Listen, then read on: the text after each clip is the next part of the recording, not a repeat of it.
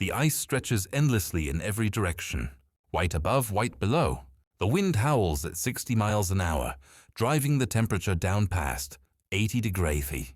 A human exposed here would freeze solid in minutes. Yet somewhere in this frozen void, a hunter kneels motionless beside a hole no wider than his fist, waiting. He has been there for 3 hours. He will wait 3 more if necessary, because in the Arctic, survival isn't won by strength or speed.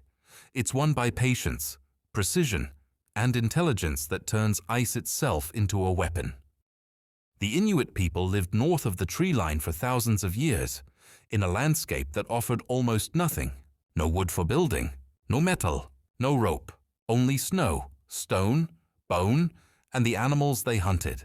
Every tool, every weapon, every trap had to be carved from this frozen world, because one failed hunt could mean starvation. Consider the stone fox trap called the pullet. It was a small chamber built from rocks, with a narrow entrance just wide enough for a fox to squeeze through. Inside, at the back wall, hung a piece of bait on a leather cord. But the genius wasn't in the bait. It was in what held the door open. A hunter balanced a small pebble on top of an upright caribou leg bone.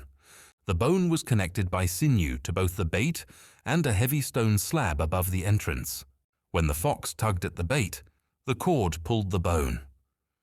The pebble rolled, the bone toppled, and in an instant, the stone door crashed down, trapping the fox inside.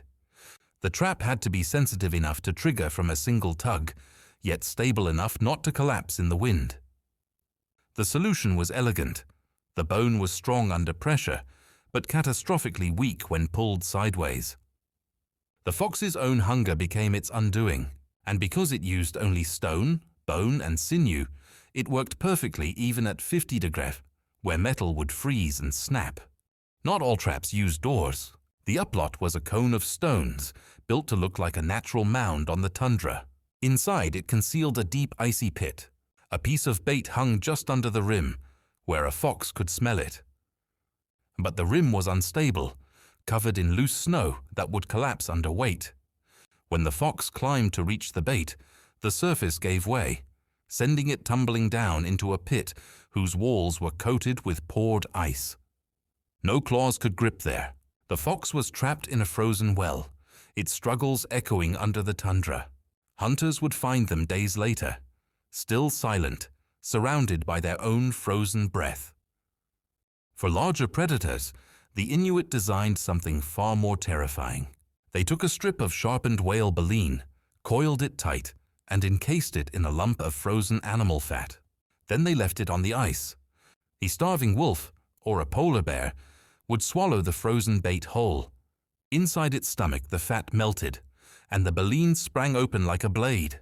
The animal's own body heat triggered its death. Hunters would follow the blood trail hours later and find the frozen carcass. The cold itself became the timer, and hunger, the fuse. The waiting game, hunting seals.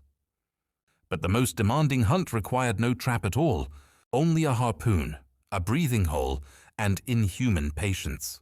Ringed seals live beneath the ice in winter, surfacing only at small openings they keep clear with their claws, called uglu. A hunter searched for these holes, a faint depression, a patch of ice that looked freshly ground, and then positioned himself downwind, hidden, perfectly still. Hours passed. The cold crept through skin and bone.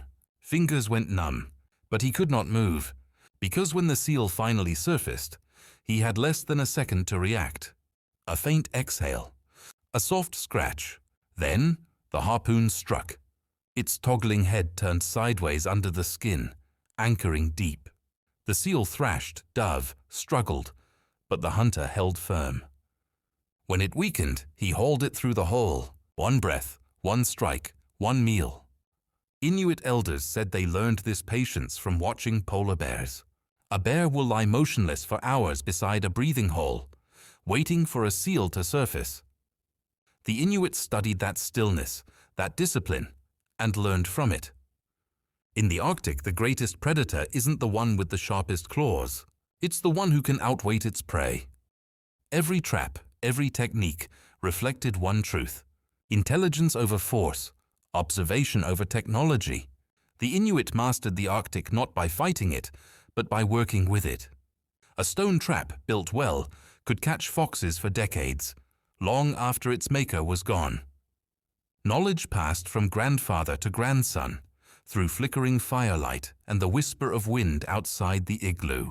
Each generation refined the art, the balance of pebble on bone, the slope of icy walls, and above all, the patience to kneel beside the ice and wait. In a place where life balanced on the edge of extinction, the Inuit proved that humanity's sharpest weapon isn't made of metal or flame. It's the mind, the ability to watch, to learn, and to wait.